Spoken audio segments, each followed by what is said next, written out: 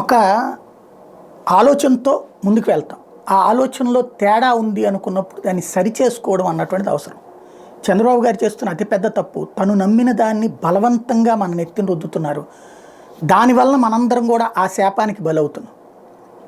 ఇళ్ళు 20 లక్షల ఇళ్ళు అద్భుతమైన అవకాశం కదా. కట్టుకోగలిగితే ఎంత అద్భుతంగా ఉండేది. ఆ 20,000 కుటుంబాలు దీపం పెట్టుకుంటారు కదా మన పేరు చెప్పి. ఒక మనిషి జీవితంలో ఇల్లు అనేది ఎంత గొప్ప విశేషం.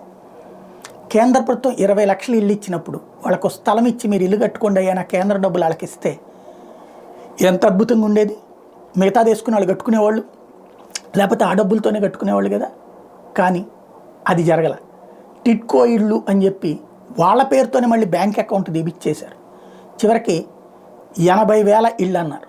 అది కూడా పూర్తయినవి కూడా ఏమీ లేదు. అవన్నీ జగన్ మీద తోస్తే అవన్నీ వదిలేసేయండి. బట్ ఆ నమ్మకం, నేను ఈ 10 ఇస్తే 10 లక్షలు అనుకుంటారు, ఈ 20 ఇస్తే 20 లక్షలు అనుకుంటారనే నమ్మకం ఏంటో అర్థం కాదు. అట్లాగే అమరావతిలో లక్షల కోట్ల రూపాయలు వచ్చేస్తే వెంటనే దాంతో రాష్ట్రం బాగుపడిపోతుందనే నమ్మకం ఏంటో అర్థం కాదు. ఆయన నమ్మకం రాష్ట్రానికి శాపం అవుతుంది. అదేమంటే హైదరాబాద్లో నేను సంపద సృష్టించారంటారు. హైదరాబాద్లో ఎవడున్నా సంపద వస్తూనే ఉంది. బెంగళూరు, హైదరాబాదు, చెన్నై, ముంబాయి, గుజరాత్లోని అహ్మదాబాద్ ఇట్లాంటి వాటికి సంపద ఎవడు సృష్టించక్కర్లా, అవి ఆటోమేటిక్గా ఎదుగుతాయి. ఆంధ్రప్రదేశ్లో అట్లా ఆటోమేటిక్గా ఎదిగిన నగరం విశాఖపట్నం. అమరావతిలో మనం పుట్టించి పెంచి పోషించి తయారు చేయాలి, అయినా సంపద సృష్టిస్తాను అనేటువంటి నమ్మకం.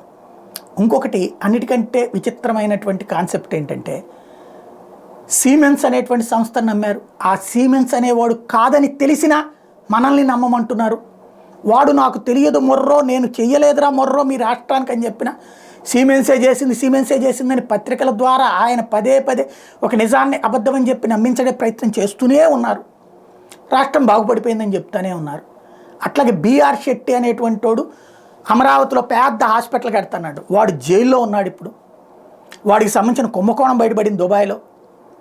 వాడు ఇక్కడ ఏమైనా కట్టాడా? నథింగ్. కానీ వాడు ఈ రాష్ట్రంలో అద్భుతమైన వైద్య సదుపాయాలు తెస్తాడు, మౌలిక సదుపాయాలని ఆయన నమ్మారు, మనల్ని నమ్మమంటున్నారు. అట్లాగే ఈశ్వరన్ సింగపూర్లో తనే కరప్షన్ కేసులు ఇరుక్కున్నాడు. వాస్తవంగా వాడు మొట్టమొదటి నుంచి అక్కడ తన ఒక వ్యాపారస్తుడు. ఆ సింగపూరే వచ్చి, అంటే ఈశ్వరన్ వస్తే సింగపూరే వచ్చి మనకి సింగపూర్ లాగా కట్టిస్తారని ఆయన నమ్మారు, మనల్ని నమ్మమంటున్నారు. ఆయన నమ్మకంలో లోపమా, లేకపోతే మనం ఆయన నమ్మకపోవడంలో లోపమా అర్థం కావట్లేదు.